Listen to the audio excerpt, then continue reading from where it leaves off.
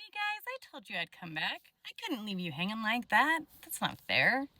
So, at this point, we are just past admissions day, right? We're going to talk about like that first time period. It's kind of like the time right after surgery and then kind of the next day.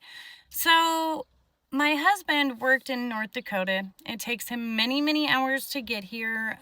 So, his memory and recollections kind of just driving and things of that nature, right? That is why I had my girlie with me, because I needed somebody there to take care of me and help me, right? So, anyways, the one thing I remember from waking up from surgery was the staff telling me that their take on pain management was to let me wake up and then administer pain management from there. I did not understand what that meant. So at this point, if you looked at my body, you would see that I had a colostomy bag very, very low in my abdomen, as well as a drain tube very, very low in my abdomen, and a very large incision, kind of the things that you would assume you'd have if you had a surgery. Well, by the time that my husband had gotten there, it was midnight, well past the time that the doctor had left to go home and sleep. And so not a whole lot happened until the next day. Well, the next day when the doctor came in and started to talk to my husband, it was very clear very quickly that nothing had been done. As the Dr. Shapiro, had explained to my husband that they didn't have the tools to do the job that needed to be done. So other than the fact of why did you open me? Like, how did you not know? How did you not know? You reassured me, you sat there and told me you can do it, that you were very prolific in it, and then you don't even have the tools. There were many more larger complications than just those initial complications.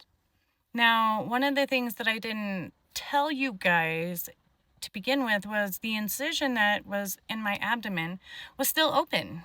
It was closed with 4 or 5 staples, and in between each staple was some gauze that was sticking out like this. And the reason for that gauze was because feces and bile was leaking into my abdomen, and that was supposed to somehow aid in this issue, along with the drain tube that didn't seem to be really producing anything, right? So by the end of April 20th, during the morning I had felt pretty good, but by the evening I was feeling very, very bad. I was very, very sick. And I was starting to have issues. Well, I'm not entirely sure exactly what day it was, whether it was the 20th or the 21st, but I believe it was the 20th, that my husband had decided he was going to go home and try to get some sleep after everything had happened. Now, at this point, he is lividly upset. Obviously, for obvious reasons. This doctor who reassured me cut me open. Nothing had been done. There was still feces and bile leaking into my abdomen. Nothing was fixed, right? So everything that had been done was kind of pointless. Well, Jeremiah started asking at this point in time to be moved to a different facility. That this was insane, right? And we kept getting met with, we are doing all we can, we are doing all we can, we are doing all we can. Okay, we're not ignorant people, right? Like, we're not dumb. And so that is when the real fight for my life began, was at that moment right there. But what I was going to tell you about it being later in the evening, my husband had left and my nurse came in, and they had been trying to get me to walk, which I understand is so important. But at this point in time, I felt so ill. I couldn't breathe, and my urine was black. So I was having a really hard time with the getting up thing. Um, she came in and jerked my legs off the bed and started flinging me around and telling me very forcefully and very aggressively that I was going to get up and walk and that I didn't have a choice. Do you understand how terrifying that is for a patient that has nobody there at that point in time? I was scared to death. I started screaming at her to leave my room because I couldn't fight her off. I couldn't even breathe. So I started screaming at her to leave my room, and I wanted my husband. I started getting my phone. I got my husband called, and my husband came back up. Well, after speaking with the nurse and everything, we got me up so I could walk. Upon standing up for this particular moment, my husband had me wrap my arms around his neck and he lifted me up.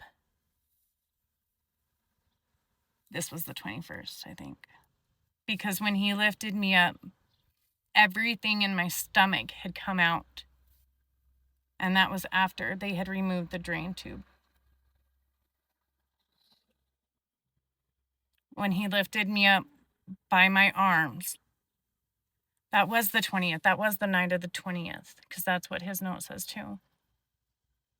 He had lifted me up, and everything in my stomach crashed down to my feet. All the bile, the stomach, the feces, everything.